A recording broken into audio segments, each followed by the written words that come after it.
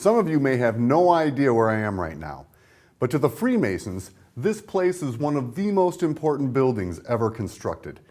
Join us as we explore the story it has to tell and the lessons we can learn from it.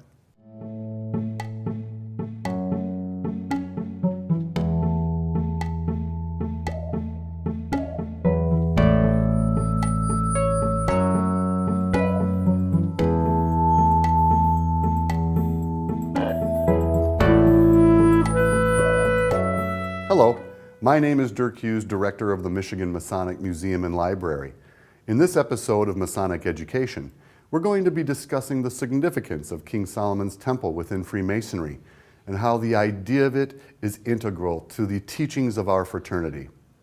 Though we can trace the beginning of modern Freemasonry to the formation of the First Grand Lodge of England in 1717, and there is evidence the fraternity evolved from the medieval trade guilds of operative stonemasons hundreds of years before that, we Freemasons tie our allegorical origins and the foundations of our symbolic learning system to the building of King Solomon's Temple about 3,000 years ago.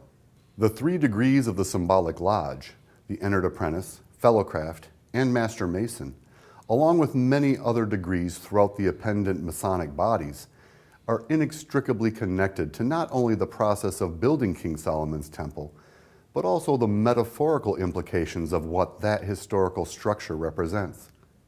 The Hebrew Bible, or Old Testament, tells us that King Solomon built the temple in Jerusalem based on plans given by God to his father, King David, as a permanent resting place for the Ark of the Covenant, the chest used to carry the 2 tablets of stone on which the 10 Commandments were written, and said to have been received by Moses on Mount Sinai. No one really knows what that first temple truly looked like, though there have been calculated guesses based on measurements and descriptions from sacred writings. Archaeological evidence has been hard to come by, because the original temple was destroyed by the Babylonians hundreds of years before the Common Era.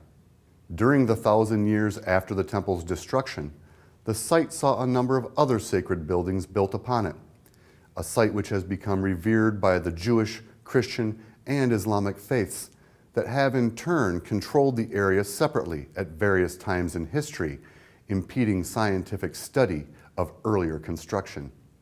Regardless, the story of building this first temple by King Solomon, with the help of his master builder Hiram Abiff and Hiram, king of Tyre, is the origin from which almost all our Masonic rituals and symbolism can be traced.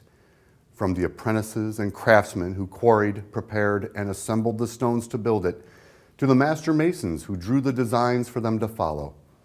Our ritual uses the building of King Solomon's Temple allegorically to promote the building of character that is the focus of our teachings.